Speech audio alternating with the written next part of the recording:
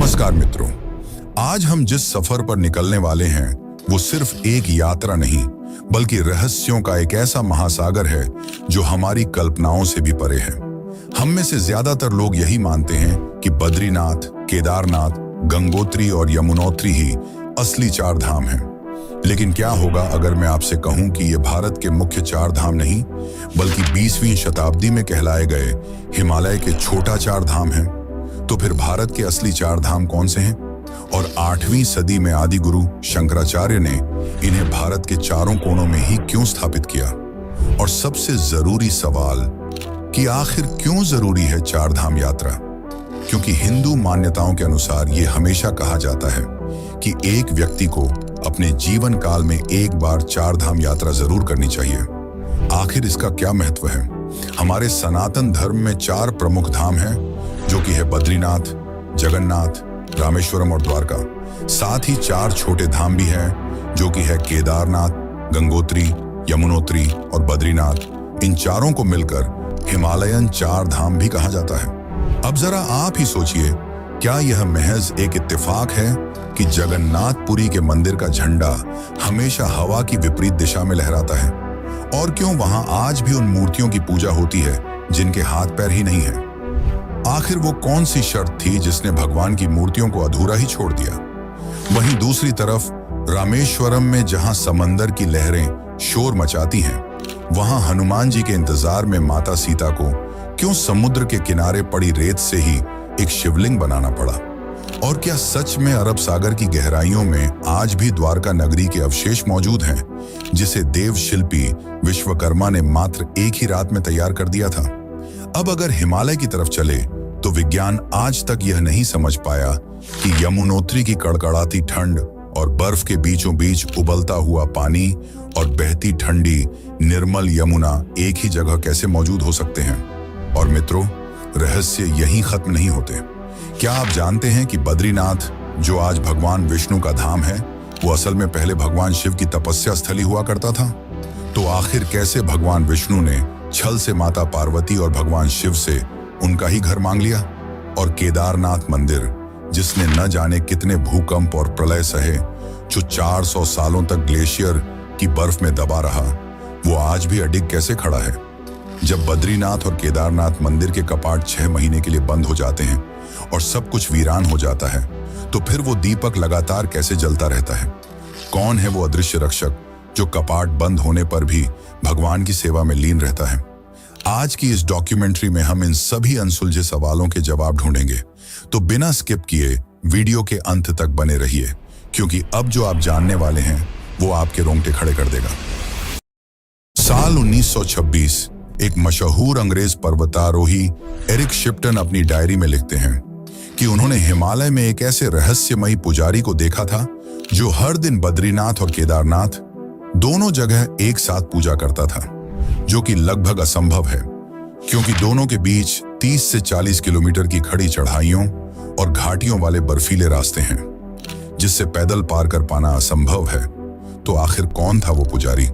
और इससे बड़ा सवाल ये है कि आखिर क्यों जगत गुरु आदि शंकराचार्य ने इन चार स्थानों को चुना? क्या यह सिर्फ सीमाओं को बांधने का जरिया था या कोई और रहस्य? इसका जवाब हमें हिंदू धर्म ग्रंथों और सदियों से चली आ रही मान्यताओं में मिलता है, जो इन चार धामों को केवल तीर्थ स्थल नहीं बल्कि साक्षात भगवान विष्णु की लौकिक दिनचर्या का केंद्र बताते हैं। पौराणिक मान्यताओं के अनुसार सृष्टि के पालनहार भगवान विष्णु हर दिन पृथ्वी पर आते हैं और इन चार दिशाओं में स्थित धामों में अपनी दिनचर्या पूरी करते हैं।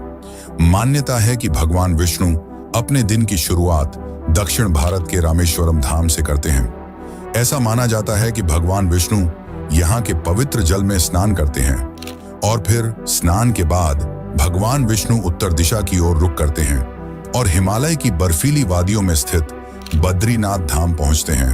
नर और नारायण पर्वतों के बीच अलकनंदा नदी के किनारे बसा यह धाम विष्णु जी की तपोभूमि है। स्कंद पुराण और अन्य प्राचीन ग्रंथों में वर्णन मिलता है कि यहाँ भगवान विष्णु गहरे ध्यान और योग में लीन रहते हैं। इसलिए बद्रीनाथ को धरती का बैकुंठ भी कहा जाता है। ध्यान के बाद बारी आती है भोजन की, जिसके लिए भगवान विष्णु पूर्व दिशा में स्थित ओडिशा के जगन्नाथ पुरी धाम प्रस्थान करते हैं। जगन्नाथ पुरी को भगवान का लौकिक भोजनालय कहा जाता है क्योंकि यहाँ दुनिया का सबसे बड़ा रसोई घर मौजूद है।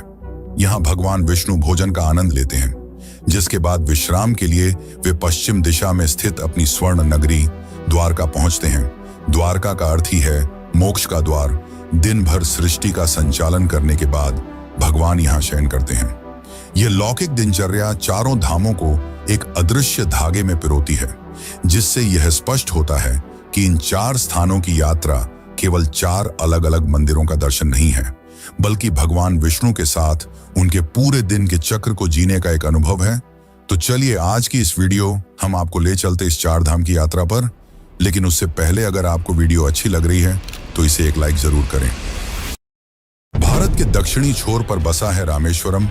4 धामों में से एक और 12 ज्योतिर्लिंगों में शामिल एक ऐसा पवित्र तीर्थ जो शैव और वैष्णव परंपराओं के सबसे बड़े और अद्भुत संगम का गवाह है। शिव पुराण की कोटि रुद्र संहिता और रामायण के प्रसंगों को अगर गहराई से टटोलें तो रामेश्वरम केवल एक मंदिर नहीं, बल्कि भगवान राम की उस अटूट शिव भक्ति का प्रतीक है जिसने समुद्र पर पुल बांधने से लेकर रावण के वध तक की पूरी कहानी रच दी।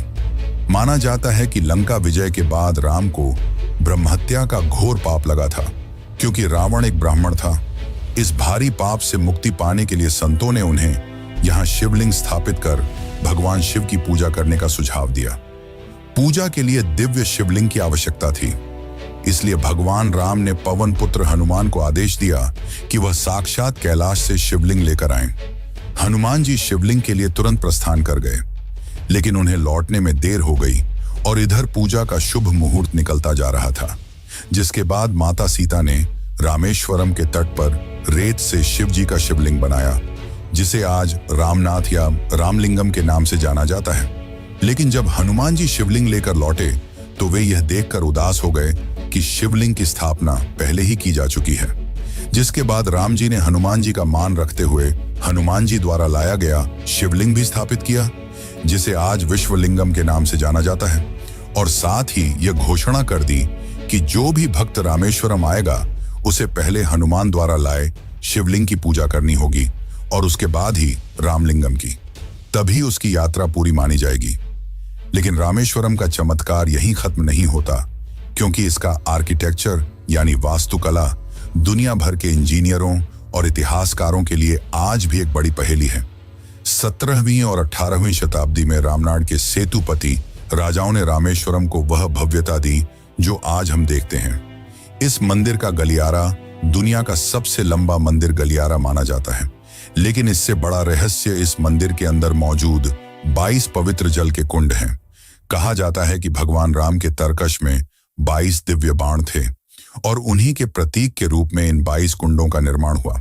वैज्ञानिक और आध्यात्मिक दोनों दृष्टियों से ये कुंड अचंभित करने वाले हैं, क्योंकि चारों तरफ खारे समंदर से घिरे होने के बावजूद इन कुंडों से निकलने वाला जल मीठा और औषधीय गुणों से भरपूर है। यहाँ स्नान के बाद अब हम चलते हैं अगले धाम की ओर, जहाँ विज्ञान भी हार मान लेता है, जगन्नाथपुरी। भारत के पूर्वी तट पर बसा ओडिशा का जगन्नाथपुरी धाम, जिसके 214 फीट ऊंचे विशाल मंदिर लोगों को हैरान कर देते हैं। इस मंदिर की शुरुआत होती है एक अद्भुत पौराणिक कथा से, जिसका वर्णन स्कंद पुराण के उत्कलखंड में मिलता है। कथा के अनुसार कलयुग में भगवान श्री कृष्ण राजा इंद्रद्युम्न के सपने में प्रकट हुए और उन्हें जगन्नाथ की मूर्ति बनाने का आदेश दिया, और वो भी पुरी के समुद्र तट पर मिले एक दिव्य पेड़ से। लेकिन कोई भी कारीगर उस पेड़ को न काट पाया, जिससे राजा परेशान हो गए। तब देव शिल्पी विश्वकर्मा एक बूढ़े कारीगर का रूप लेकर आए और उन्होंने मूर्तियां बनाने की जिम्मेदारी ली। लेकिन उनकी एक शर्त थी, और वह यह कि वे एक बंद कमरे में मूर्तियों का निर्माण करेंगे, और जब तक काम पूरा न हो जाए कोई भी उस कमरे का दरवाजा नहीं खोलेगा और ना ही कोई अंदर झांकेगा। कई दिनों तक कमरे से लकड़ी तराशने की आवाजें आती रहीं, लेकिन अचानक एक दिन वह आवाज बंद हो गई। महारानी गुंडिचा को लगा कि शायद वह वृद्ध व्यक्ति इतने दिनों तक बिना खाए पिए रहने के कारण बेहोश हो गया होगा, जिसके डर में उन्होंने राजा से अनुमति लेकर दरवाजा खोल दिया। लेकिन जब दरवाजा खुला तो वहां कोई नहीं था और केवल भगवान जगन्नाथ, बलभद्र और सुभद्रा की केवल अधूरी मूर्तियां थीं, जिनके हाथ और पैर पूरी तरह नहीं तराशे गए थे। और आज भी जगन्नाथपुरी में इन अधूरी मूर्तियों की पूजा की जाती है। लेकिन जगन्नाथ मंदिर का असली रहस्य इसकी कथाओं में नहीं, बल्कि इसके आर्किटेक्चर में है। मंदिर के सबसे ऊंचे शिखर पर लगा ध्वज हमेशा हवा के विपरीत दिशा में लहराता रहता है, जो कि आज भी हैरान कर देने वाला है। और यह भी अपने आप में एक चमत्कार है कि हर दिन एक पुजारी बिना किसी आधुनिक उपकरण या सुरक्षा के 214 फीट ऊंचे गुंबद पर नंगे पैर चढ़कर इस ध्वज को बदलता है। साथ ही इस मंदिर की बनावट में इतनी सटीक जियोमेट्रिकल कैलकुलेशन की गई है कि दिन के किसी भी समय, चाहे सूरज आसमान में किसी भी दिशा में हो, मंदिर के मुख्य गुंबद की परछाई जमीन पर कभी नहीं बनती। इसके अलावा मंदिर के शिखर पर अष्टधातु से बना एक विशाल नील चक्र स्थापित है, जिसे किसी भी दिशा से देखने पर ऐसा साबित होता है मानो आपकी ओर ही देख रहा हो। यह उस समय के इंजीनियरिंग के अद्भुत कमाल है जिसे आज ऑप्टिकल इल्यूजन कहा जाता है। आज भी कुछ रहस्य ऐसे हैं जो हमारी समझ के ऊपर है, लेकिन जो नीचे है वो है द्वारिकाधीश कृष्ण की डूबी हुई नगरी द्वारिका। भारत के पश्चिमी तट पर गुजरात में अरब सागर की लहरों के बीच बसा है श्री कृष्ण की नगरी द्वारका, जिसके बारे में कहा जाता है कि वह आज भी समुद्र की गहराइयों में मौजूद है। विष्णु पुराण के अनुसार कंस के वध के बाद कंस के ससुर जरासंध ने मथुरा पर कई बार हमले किए। हालांकि कि इन हमलों में जीत श्री कृष्ण की हुई, पर लगातार हो रहे हमलों से परेशान होकर श्री कृष्ण ने मथुरा छोड़ना ही उचित समझा, जिसके बाद उन्होंने देव शिल्पी विश्वकर्मा से समुद्र के बीच एक ऐसी नगरी बनाई जहां कोई दुश्मन हमला न कर सके। पूरे 36 वर्षों तक श्री कृष्ण ने इस नगरी से राज किया, जिसके बाद गांधारी के श्राप के चलते पूरी द्वारका नगरी समुद्र में समा गई, जिसके बाद हजारों सालों तक द्वारका को केवल एक काल्पनिक नगरी की तरह बताया गया। लेकिन तभी 1983 में भारत के मशहूर marine archaeologist doctor S.R. Rao ने नेशनल इंस्टीट्यूट ऑफ ओशनोग्राफी के साथ मिलकर अरब सागर में एक अभूतपूर्व अंडर वाटर एक्सकैवेशन यानी समुद्री खुदाई शुरू की, जिसने पूरी दुनिया को चौंका कर रख दिया। उन्हें समंदर की तलहटी में 15वीं शताब्दी ईसा पूर्व की विशाल पत्थर की दीवारें, ज्यामितीय आकार में कटे हुए भारी पत्थर, तांबे के सिक्के और प्राचीन जहाजों के विशालकाय लंगर मिले। सबसे चौंकाने वाली बात यह थी कि समुद्र के नीचे मिले इन अवशेषों का आकार, वास्तुकला और भौगोलिक स्थिति हूबहू वैसी ही थी जैसा वर्णन महाभारत और हरिवंश पुराण में श्री कृष्ण की द्वारका के लिए किया गया है। जिसके बाद डॉक्टर S.R. राव ने कंफर्म किया कि यह वही द्वारका नगरी है जिसका वर्णन महाभारत में मिलता है। कहते हैं कि जब मूल द्वारका नगरी समुद्र में डूब गई, तब केवल श्री कृष्ण का मुख्य मंदिर ही बचा रहा।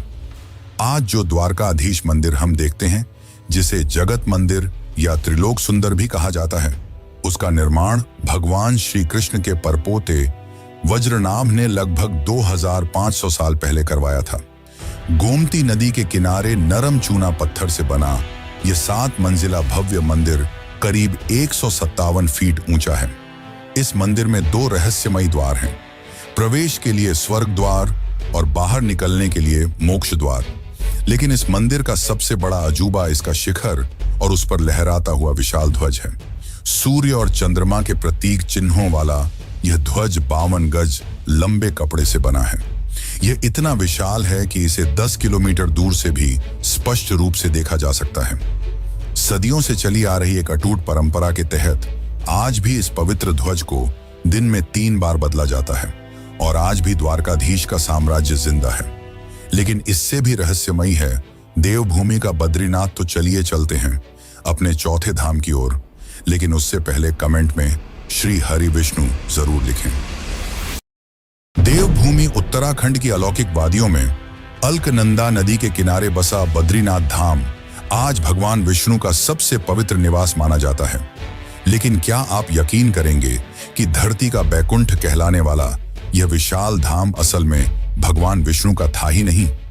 दरअसल यह स्थान मूल रूप से देवों के देव महादेव भगवान शिव और माता पार्वती का निवास स्थान हुआ करता था। एक दिन जब भगवान विष्णु विचरण कर रहे थे, तब उन्हें यह स्थान काफी पसंद आया, पर वे इससे शिव जी से सीधे नहीं मांग सकते थे। इसलिए उन्होंने एक अद्भुत लीला रची। भगवान विष्णु ने एक छोटे से बालक का रूप धारण कर लिया और रोने लगे। हिमालय की कंपा देने वाली ठंड में उस मासूम बच्चे को रोता देख माता पार्वती का मातृत्व जाग उठा और भगवान शिव के मना करने के बावजूद वे उस बच्चे को उठाकर अपने कक्ष के भीतर ले गईं, जिसके बाद भगवान विष्णु ने द्वार भीतर से बंद कर लिए और भीतर से निवेदन किया कि वे यहाँ रहकर तपस्या करना चाहते हैं।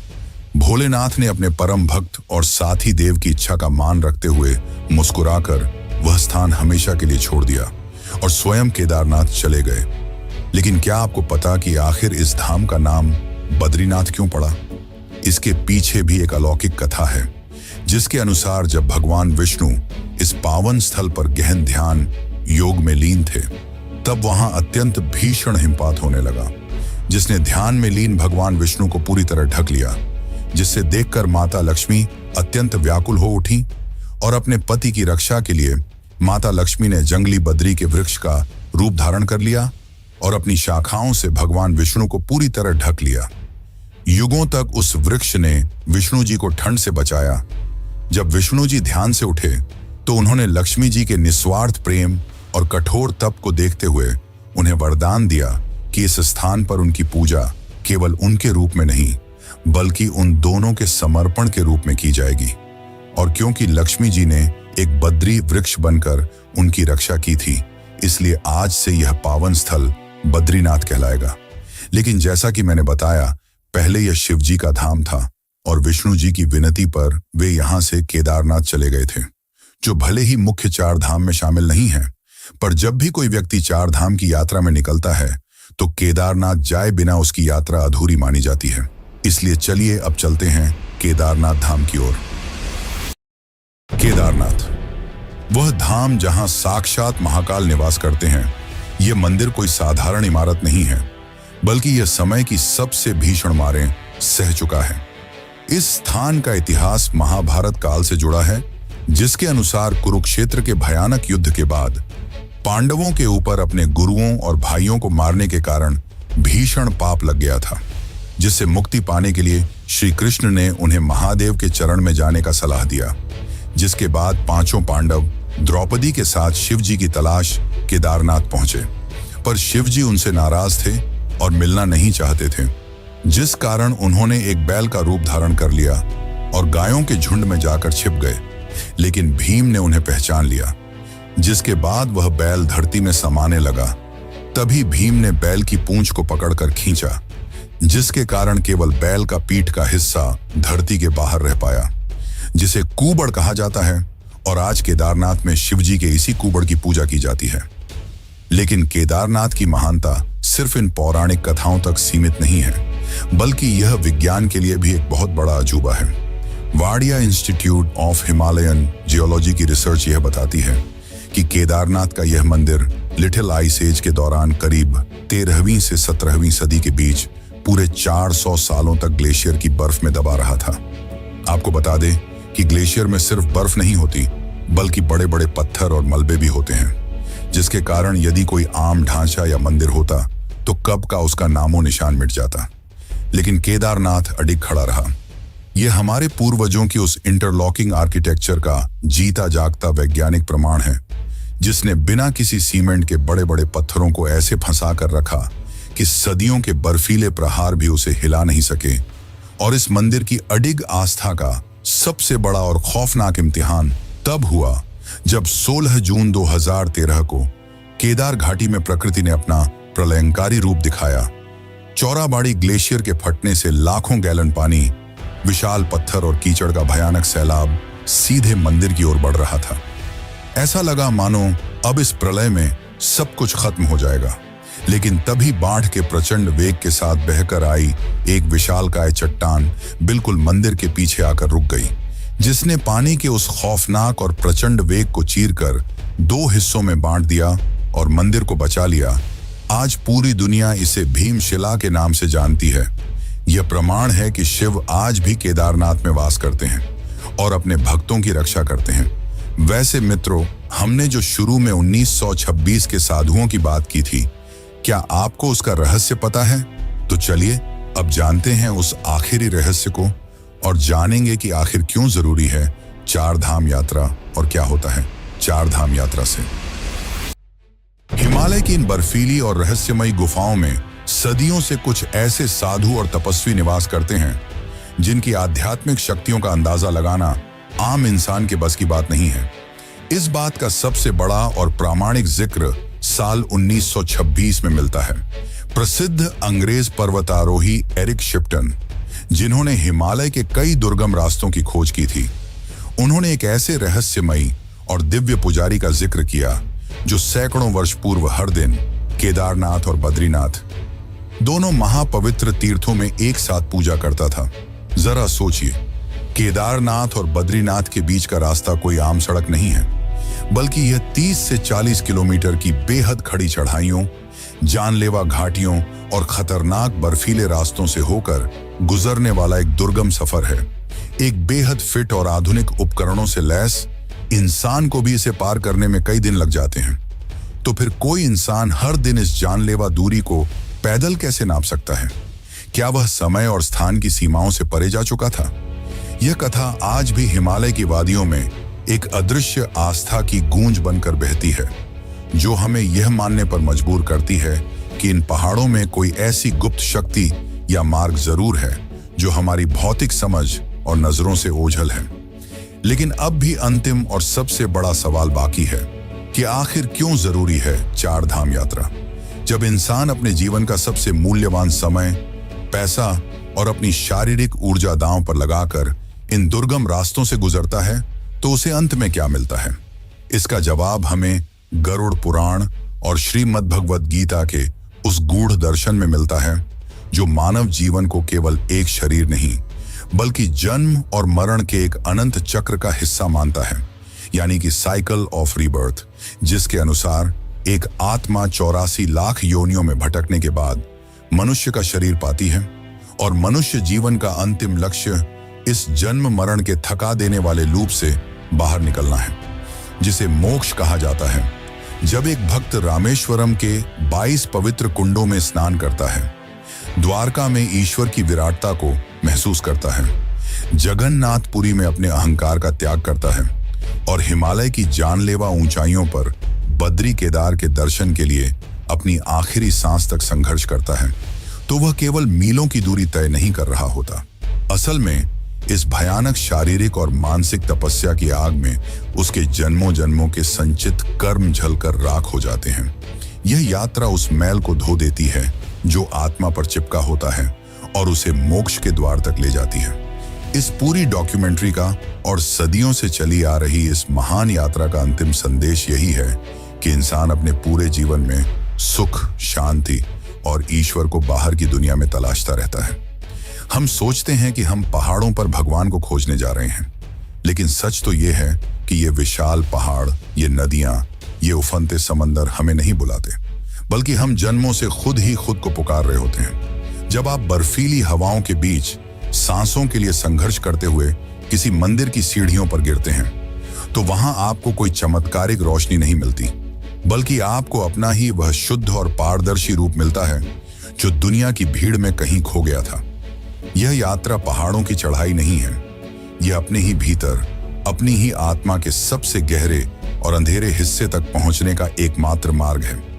चार धाम बाहर नहीं है, वे हमारे ही भीतर असीम शांति, त्याग, प्रेम और वैराग्य के रूप में मौजूद हैं। जिस दिन आप इस बात को महसूस कर लेंगे, उस दिन समझ लीजिए कि आपने अपनी यात्रा पूरी कर ली। वैसे अगर आपको वीडियो अच्छी लगी हो और आप इन चार धामों के बारे में और भी डिटेल में जानना चाहते हैं, तो चैनल पर जाकर यह वीडियो जरूर देखें। बाकी इस वीडियो को अंत तक देखने के लिए आपका धन्यवाद।